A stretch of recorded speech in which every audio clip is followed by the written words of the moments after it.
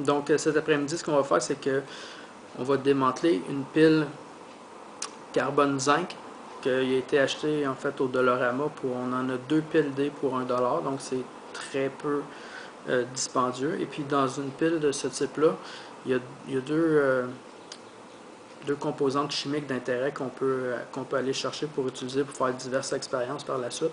Donc il y a du dioxyde de manganèse, il y en a environ une cinquantaine de grammes.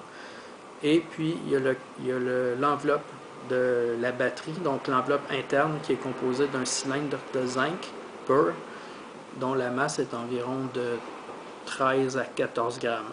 Donc je vais vous apprendre comment on fait pour ouvrir la pile et puis extraire les composantes chimiques de l'intérieur. Ok, donc on va procéder à l'ouverture de la pile. Donc comme on voit, il faut que ce soit une pile carbone zinc. C'est très important. Donc on prend une paire de pinces. Sur le côté de la pile, on peut voir qu'il y a une genre de fissure. Donc ça, c'est où le casing en acier est attaché. Donc avec une paire de pinces, on va le forcer un peu.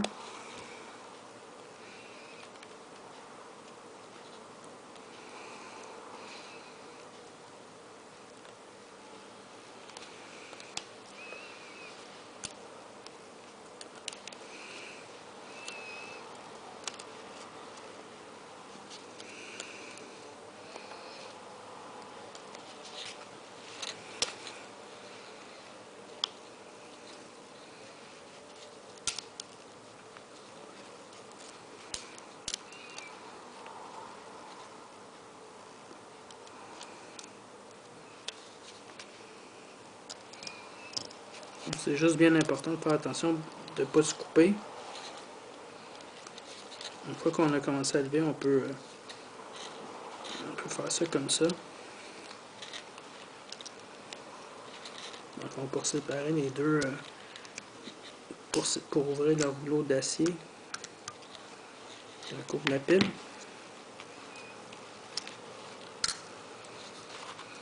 Puis une fois qu'on a fait ça, avec les pinces généralement en tournant un peu,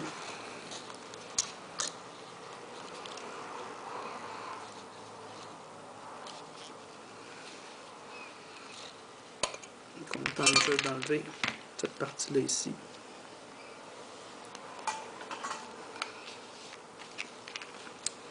Donc là on a la pile ici, donc on peut voir une couche de plastique qui recouvre le contenant de la pile qui est en zinc. Puis ici on a la partie positive de la pile qu'on peut assez facilement enlever.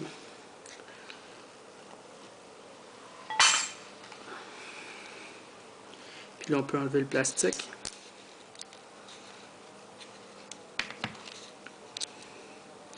Ça c'est l'électrode de carbone, donc il faut faire attention de l'essuyer parce qu'il est comme recouverte par une espèce de graisse. Donc on va enlever le plastique qui recouvre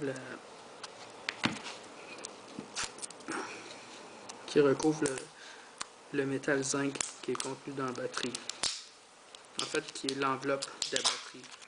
Ça ressemble un peu à une cartouche de 12. Puis en dessous, on a une petite partie métallique qui sert à rien, qu'on se débarrasse. Donc là, ça ressemble un peu à une balle d'arme à feu. Donc on a le caisse en zinc. On a une protection ici en plastique. On va juste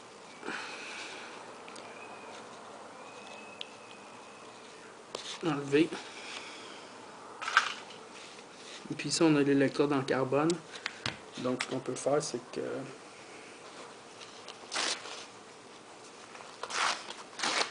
on peut l'essuyer un peu parce qu'il y a une espèce de graisse conductrice d'électricité autour. Donc on essuie l'électrode comme il faut. C'est ça avec des pinces.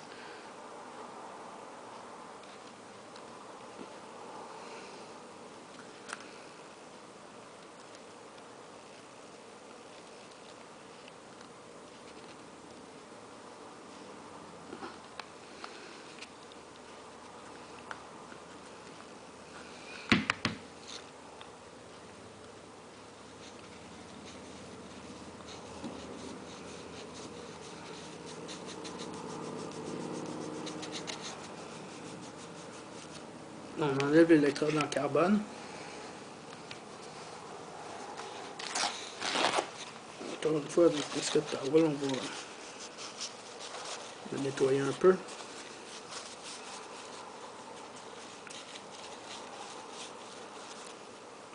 Donc voilà, on a de l'électrode en carbone qui est du carbone à peu près peu, donc on peut le conserver.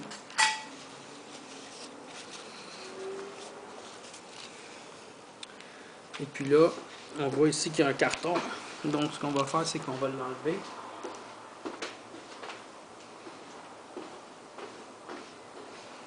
On va enlever le carton.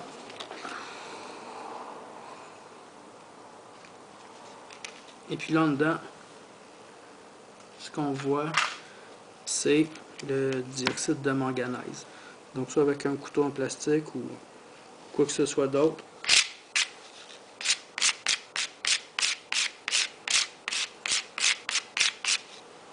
On va l'enlever. On va vider dans le fond l'intérieur de la pile.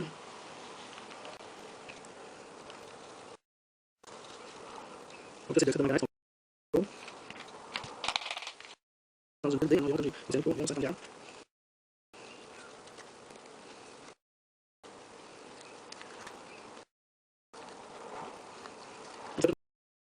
Le dioxyde de manganèse. C'est important de prendre une pile neuve parce que sinon le zinc de la pile va être corrodé à l'intérieur. Il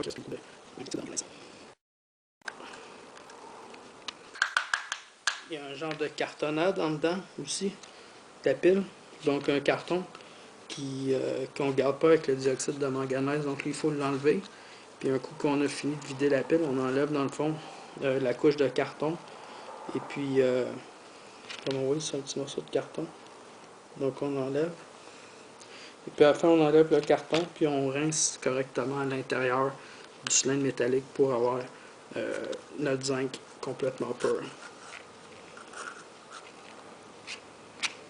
Donc on va arrêter la vidéo là, puis je vais vous montrer après les composantes séparées.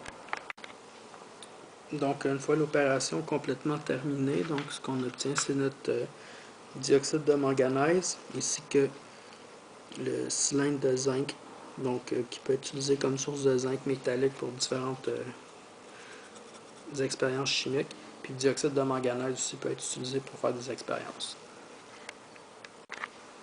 Donc une fois que toute l'expérience est finie, on peut mettre le dioxyde de manganèse dans un sac Ziploc comme ça, pour ensuite le transférer dans un pot, et puis le laver avec de l'eau, et puis filtrer quelques fois, donc pour la purification, si on veut l'avoir vraiment pur. Sinon, on peut l'utiliser comme ça, donc il y a un petit peu de chlorure de zinc, puis un petit peu de chlorure d'ammonium comme contaminant, puis un petit peu de carbone aussi, mais il peut être utilisé directement comme ça pour la plupart des expériences.